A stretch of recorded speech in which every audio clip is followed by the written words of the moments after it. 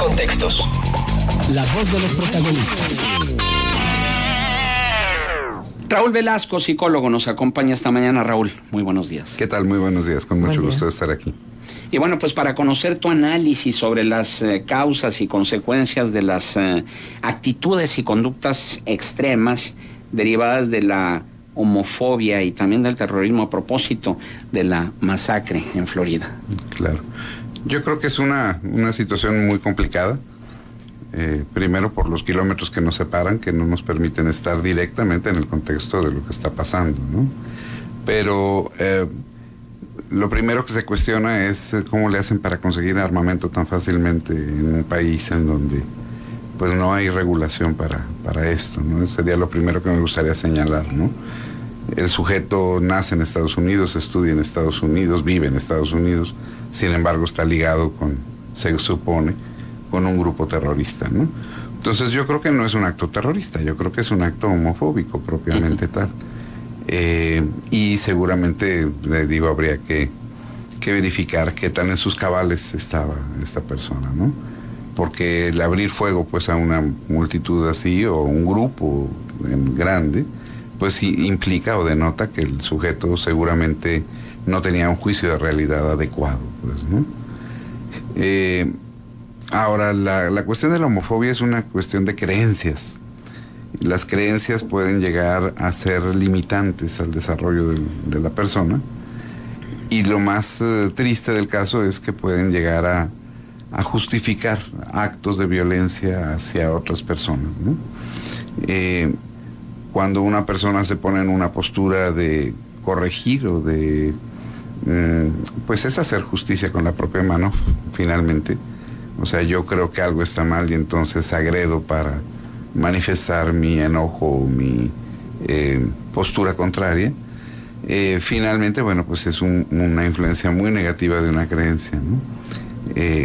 Que surge en una sociedad en la cual no se piensa, en una sociedad en la que se imita o en la que se cree sin un proceso cognitivo de por medio, ¿no? Es más cercano a la ideología, pues, que a una postura conscientemente pensada, ¿no? Ahora, ¿cuál es la diferencia entre un psicópata y un sociópata, y en cuál de estos dos modelos estaría implicado Omar Matin? Yo creo que la diferencia, bueno, obviamente es más de clasificación, en donde estaríamos hablando de que el sociópata es un psicópata que hace actos contra una sociedad determinada, un grupo determinado, ¿no? No habría como mucha diferencia, digamos, en este sentido. Aquí lo interesante del asunto es que falta juicio de realidad, ¿no? Hay un cegarse, pues, por una creencia determinada o por una postura determinada donde la persona percibe que tiene el derecho de corregir o de castigar un acto determinado, ¿no? Todo esto en base, pues, que insisto, a una creencia que los limita, pues, como seres humanos. Pero, Raúl, ¿tú crees que se puede dividir la postura de este nacido en Estados Unidos, ciudadano norteamericano, pero finalmente con raíces del Estado Islam y con creencias muy apegadas a una religión que de pronto puede ser tomada como estandarte del fanatismo? Es decir, no puedes desligar una cosa del otro, porque tu creencia religiosa en relación, por ejemplo, a una comunidad que opta por una preferencia sexual distinta, parte precisamente de ella. Entonces, independientemente de que tú tengas una aversión, o tal vez ahí esté la semilla de la aversión a los homosexuales. Sí, lo que pasa es que, bueno, tendríamos que conocer un poco más la historia, porque no sabemos, digo, si vivía en Estados Unidos, si era ciudadano y finalmente sus padres vivían también ahí, pues no sé qué tanta ascendencia familiar tendría, pues, en ese sentido, ¿no? Pues tal parece que sí. Pero tal parece que sí era mucha. No sé, pero por eso es especular, ¿no? Pero creo que es una muestra clara de cómo estamos como sociedades. Claro. O sea, con una división tremenda y una polarización en relación a temas que en este momento son álgidos. Claro. Y que finalmente el Islam no es la única religión que ha mostrado este tipo de conductas, pues, ¿no? O sea, independientemente de cuál sea el grupo vulnerable que se ataque, pero tanto me parece que a nivel de religiones, el problema no es la religión en sí misma, el problema es la forma sin mediar un proceso de pensamiento consciente y claro de una situación determinada, ¿no? ¿Cómo se construye la personalidad de alguien que es fanático en función de sus posturas políticas, religiosas, sociales? ¿Qué características tiene el fanatismo?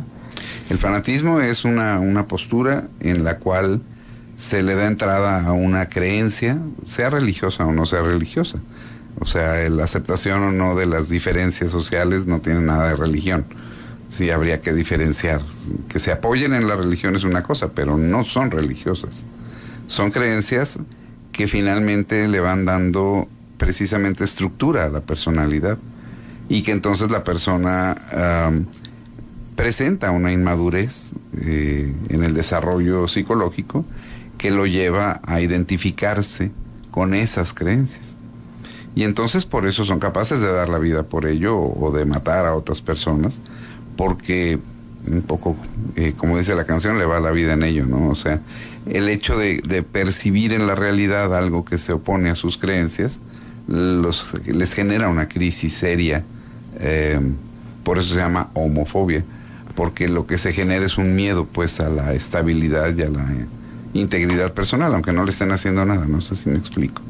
O sea, yo me identifico con una creencia y si tú muestras una conducta distinta a mi creencia, entonces me siento en riesgo, ¿no? ¿Lo percibes como una amenaza? Lo percibes como una amenaza. Pero entonces, ¿cuáles son las causas? Es decir, se llega a ese punto en el que evidentemente hay un desequilibrio, ¿sí? Uh-huh. Y hay un desfase de la personalidad, no hay una armonía precisamente en la psique.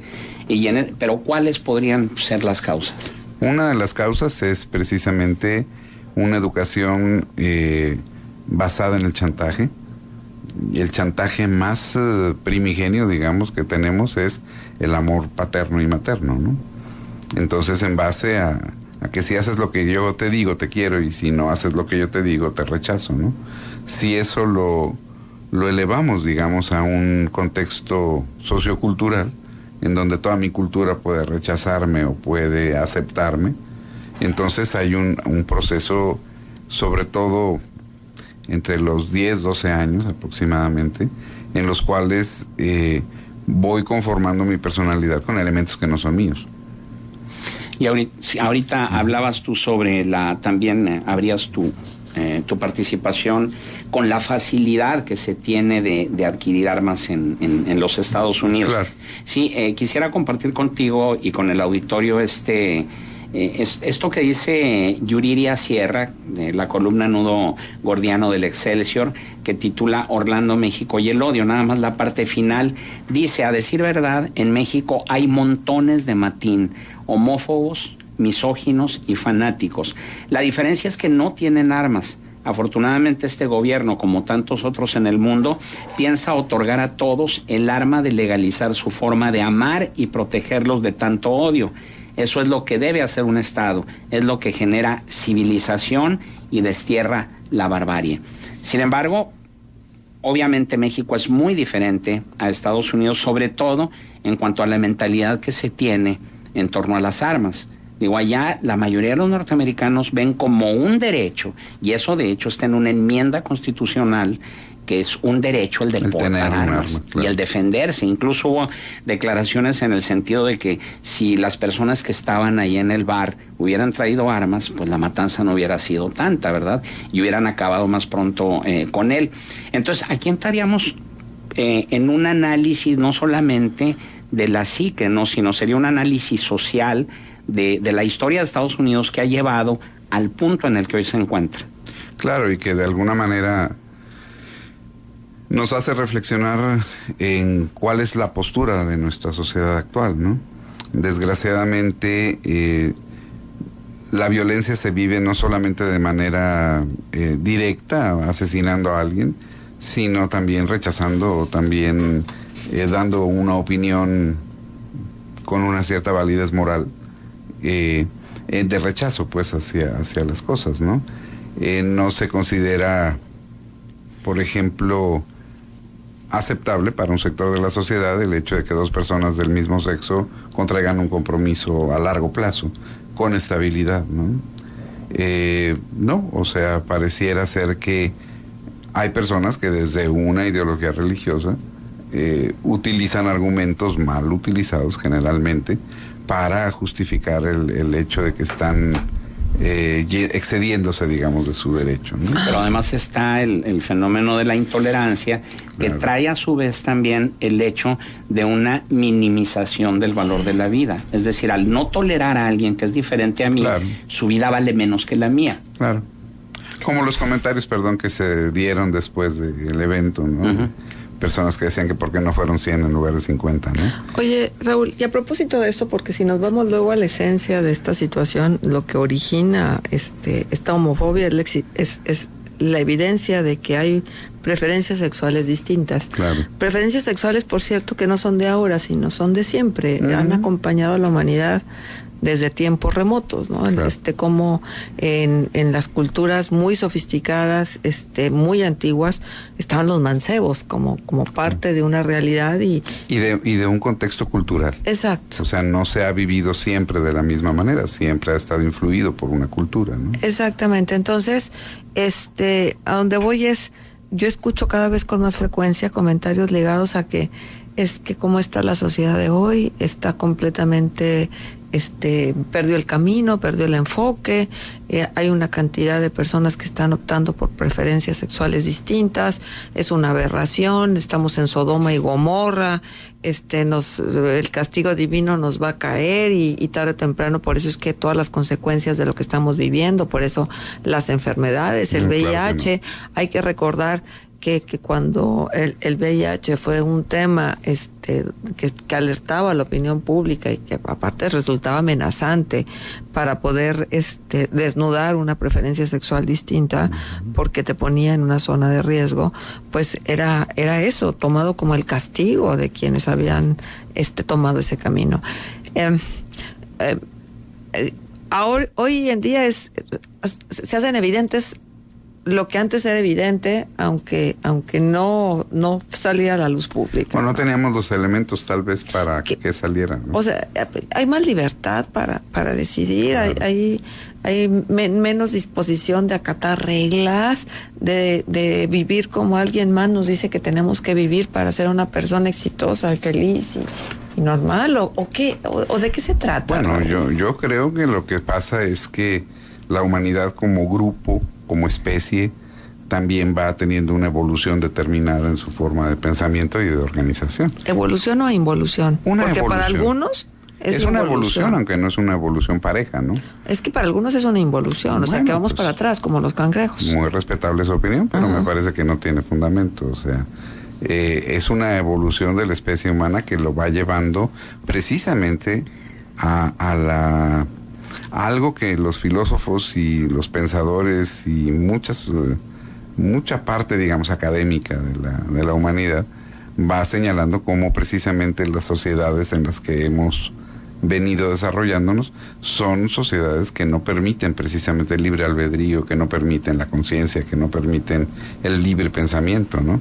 Y más sobre todo en el sector occidental del mundo, donde pues la Inquisición no deja de tener sus efectos, ¿no?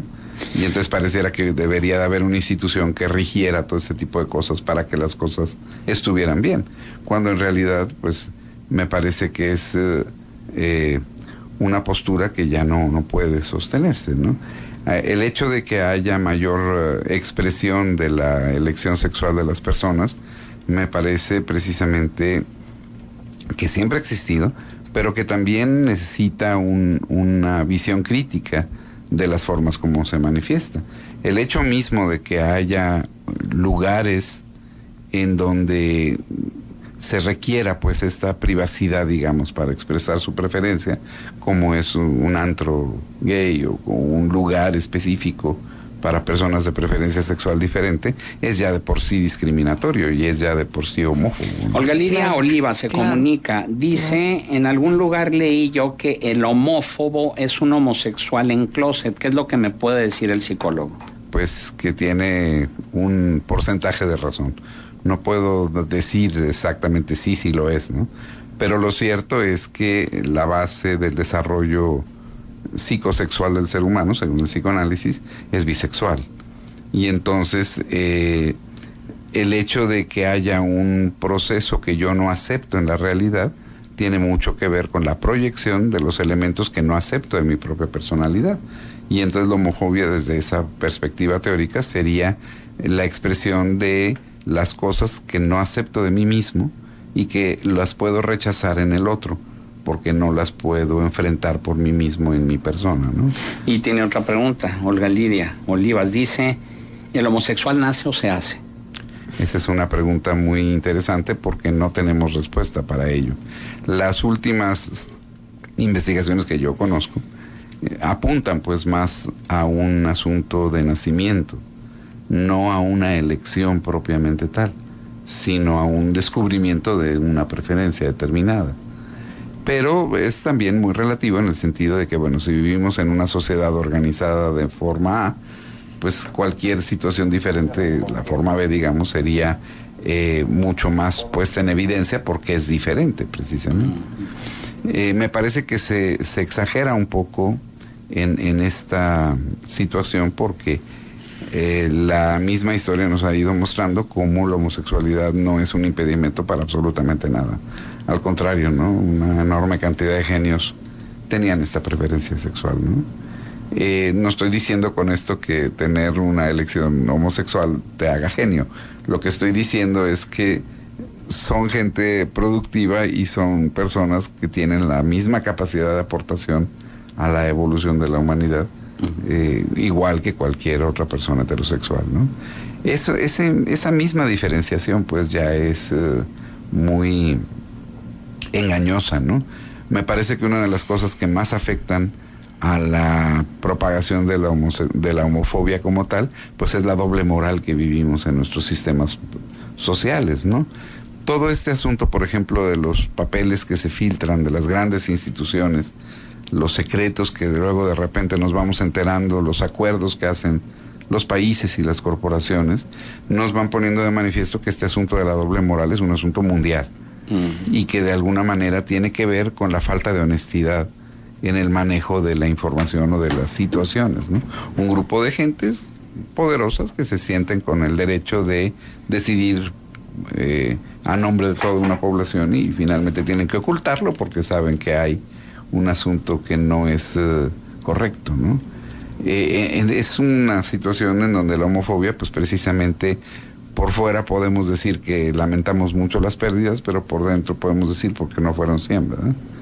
Este asunto de Orlando me parece que es un asunto que moviliza pues mucho la conciencia, precisamente es una forma muy dolorosa de generar una reflexión en una gran cantidad de países, pero que de alguna manera, por ejemplo, aquí en México sigue habiendo esta violencia doméstica o esta violencia laboral o esta violencia sociocultural pues interna, donde incluso cuando se trabaja terapéuticamente con una persona con una elección homosexual, se trabaja primero la homofobia internalizada, o sea, los elementos de no aceptación y de no de creencias limitantes que están alrededor de esta segregación cultural pues, de la que vivimos. Pero ¿no? es impresionante que, bueno, sí. A muchos años de que salió de la figura de enfermedad, claro. La homosexualidad, porque claro. Salió de los manuales de psiquiatría. Antes sí estaba contemplada como enfermedad. En este momento todavía haya quienes digan, quienes deciden por una preferencia sexual distinta están enfermos. Sí, no es cierto. No es cierto. Y no solamente como una situación de enfermedad mental, porque también la misma institución psiquiátrica y psicológica está muy cuestionada en ese sentido como un instrumento de control. ¿Es una aberración? ¿Es una aberración la homosexualidad? Sí. No, por supuesto que no. Perfecto. Muy bien, Raúl Velasco, psicólogo, nuestro agradecimiento por tu valiosa participación aquí en Contacto. Al contrario, con mucho gusto.